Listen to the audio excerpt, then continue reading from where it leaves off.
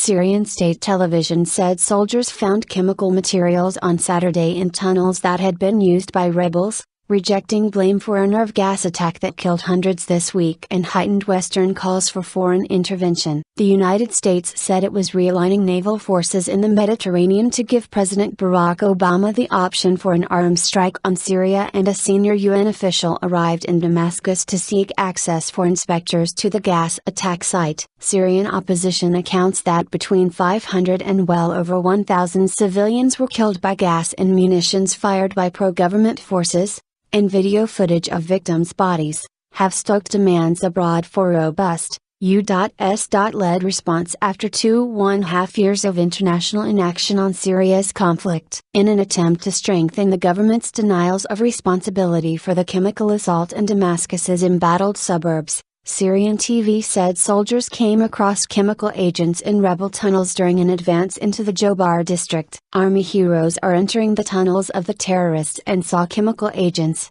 it quoted a news source as saying. In some cases, soldiers are suffocating while entering Jobar. Ambulances came to rescue the people suffocating. Soldiers discovered a cache of gas masks and imported pills used to ward off exposure to chemical attacks, it said, promising to air footage of material and drums later. The report could not be independently confirmed. State television further accused the rebels of using poison gas as a last resort after government forces achieved big gains during the last few days in Jobar. Syrian opposition activists say President Bashar al-Assad's forces fired nerve gas projectiles into Jobar and other rebellious suburbs before dawn on Wednesday. Later in the week, activists crossed front lines around Damascus to smuggle out tissue samples from victims of the attack. The Syrian government and the rebels blamed one another for several previous reported cases of poison gas attacks, both denying responsibility. No independent verification of details has been possible due to a lack of access to battle zones. Damascus has said it would never deploy chemical weapons against its own citizens,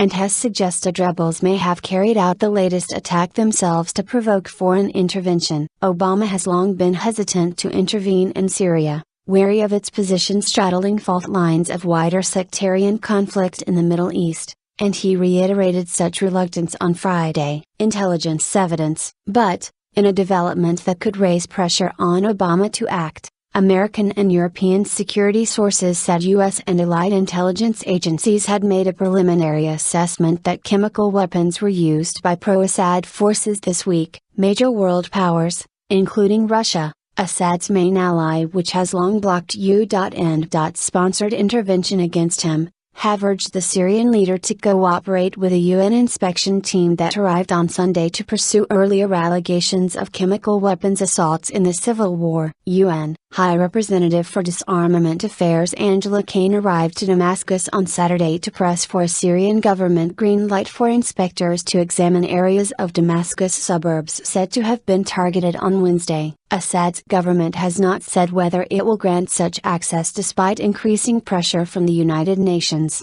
Western and Gulf Arab countries and Russia. If confirmed, it would be the world's deadliest chemical attack in decades. The solution is obvious. There is a United Nations team on the ground, just a few kilometers away. It must very quickly be allowed to go to the site to carry out the necessary tests without hindrance, French Foreign Minister Laurent Fabius said on Saturday during a visit to the Palestinian territories. Foreign Minister Guido Westerwelle of Germany said it expected Russia to raise the pressure on Damascus so that the inspectors can independently investigate. President Hassan Rouhani of Iran, Assad's most powerful Middle East ally, acknowledged on Saturday for the first time chemical weapons had killed people in Syria and called for the international community to prevent their use. Washington said on Friday it was repositioning warships in the Mediterranean, although officials cautioned that Obama had made no decision on any military move. A U.S. defense official, speaking on condition of anonymity,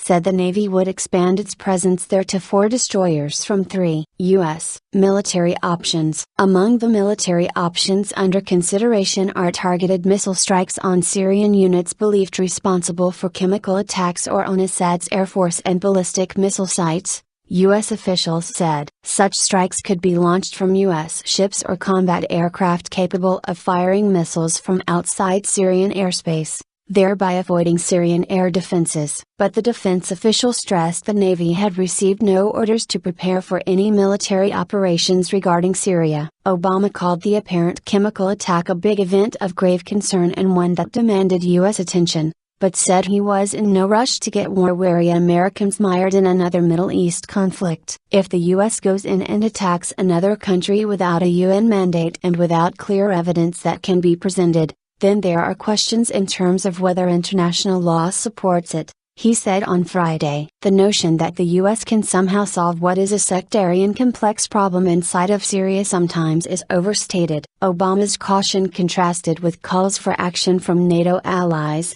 including France, Britain and Turkey, where leaders saw little doubt Assad's forces were behind the chemical attack. While the West accused Assad of a cover-up by preventing the UN team from heading out to Damascus suburbs, Russia said the rebels were impeding an inquiry and that Assad would have no interest in using poison gas for fear of foreign intervention. Igor Morozov, another senior pro-Kremlin lawmaker, told Interfax news agency, Assad does not look suicidal. He will understands that in this chemical attack case, allies would turn away from him and opponents would rise. All moral constraints would be discarded regarding outside interference. Alexei Pushkov, pro-Kremlin chairman of the International Affairs Committee in Russia's lower house of parliament, said, in London they are convinced that Assad used chemical weapons, and earlier they were convinced that there were weapons of mass destruction in Iraq. It's the same old story. Russia said last month that its analysis indicated a deadly projectile that hit a suburb of the Syrian city of Aleppo on March 19 contained the nerve agent sarin and was most likely fired by rebels. More than 2 years into a civil war that has divided the Middle East along sectarian lines, the contrasting lines taken by Western governments and Russia on this week's chemical attack highlighted once again the international deadlock that has foiled effective outside efforts to stop the bloodshed.